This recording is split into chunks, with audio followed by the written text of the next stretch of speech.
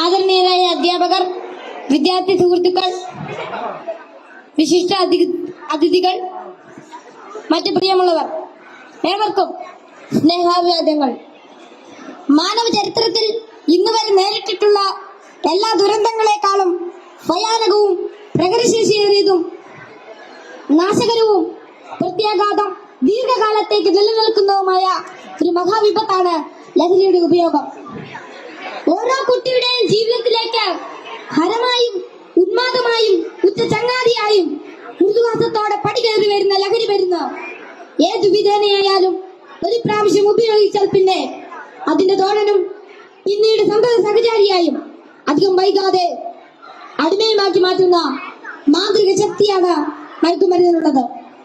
മയക്കുമരുന്നിന്റെ ഈ മാന്ത്രിക ശക്തിയെ കുറിച്ച് പറയുമ്പോൾ കടൽക്കിടവന്റെ കഥയാണ് എനിക്ക് ഓർമ്മ വരുന്നത്. കൂട്ടുകാരെ, നിങ്ങൾ കടൽക്കിടവന്റെ കഥ കേട്ടിട്ടില്ലേ? വെയിലാറുന്ന സായാഹ്നങ്ങളിൽ കടൽ തീരത്തിന്റെ മണൽത്തട്ടിൽ നടക്കാനാവാതെ അവശനായി കിടക്കുന്ന വൃദ്ധനെ കാണാം. കരുത്തരായ യുവാക്കൾ ഒറ്റയ്ക്ക് ആരെങ്കിലും അടുത്തെത്തിയാൽ തന്നെ അല്പദൂരത്തേക്ക് മാറ്റിക്കിടത്താൻ ചെറുപുഞ്ചിരിയോടെ വിനയാന്യനായി അപേക്ഷിക്കും.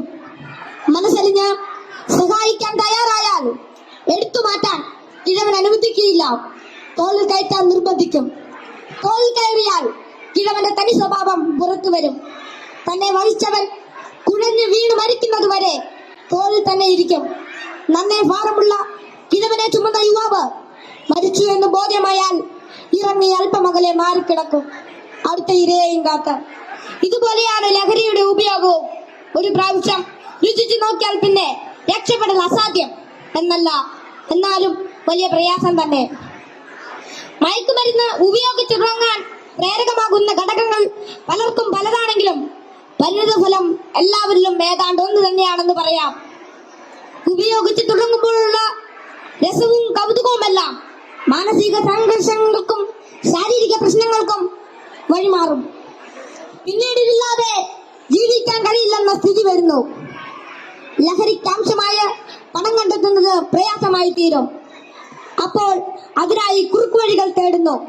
അങ്ങനെ അധാർമിക ജീവിതത്തിനും കുറ്റകൃത്യങ്ങൾക്കും പ്രേരിപ്പിക്കപ്പെടുകയും കുടുംബത്തിനും സമൂഹത്തിനും നിയമപാലകർക്കും തലവേദനയായി മാറുന്നു. ഇതിന്റെ എല്ലാം ബാക്കി പത്രം എന്ന് പറയുന്നത് നിരാശ, ഏകാന്തത, മാനസിക പിരിമുറുക്കം, ശാരീരിക പ്രശ്നങ്ങൾ, മാനസിക വിഭ്രാന്തി എന്നിവയാണ്. ഈ പ്രശ്നങ്ങൾ ഇവരെ നിഷ്ക്രിയരും നിർജീവനുമാക്കി തീർക്കുന്നു. അങ്ങനെ കുടുംബത്തിന്റെയും സമൂഹത്തിന്റെയും നട്ടല്ലാകേണ്ട ഇവർ വീടിനും വീട്ടുകാർക്കും നാടിനും തന്നെ ബാധ്യതയായി തീരുന്നു.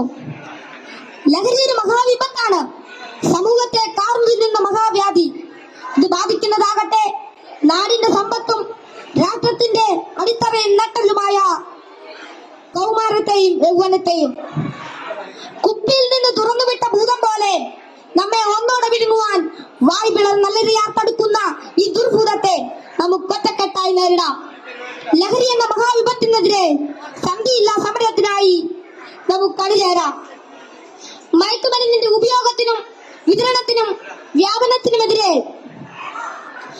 കൈയോട് കൈകോർത്ത് നമ്മെ തന്നെ കാത്തും കൂട്ടുകാരുടെ കാവലാളായും ലഹരിക്കടിമപ്പെട്ടു പോയവരെ ചേർത്ത് പിടിച്ചും ലഹരി വിമുക്ത നാളേക്കായി ഐക്യദാർഢ്യത്തിന്റെ ഉരുക്കുകോട്ട തീർത്ത് മുന്നേറാം. ഉറച്ച തീരുമാനവും വ്യക്തമായ കർമ്മപദ്ധതികളും കൃത്യമായ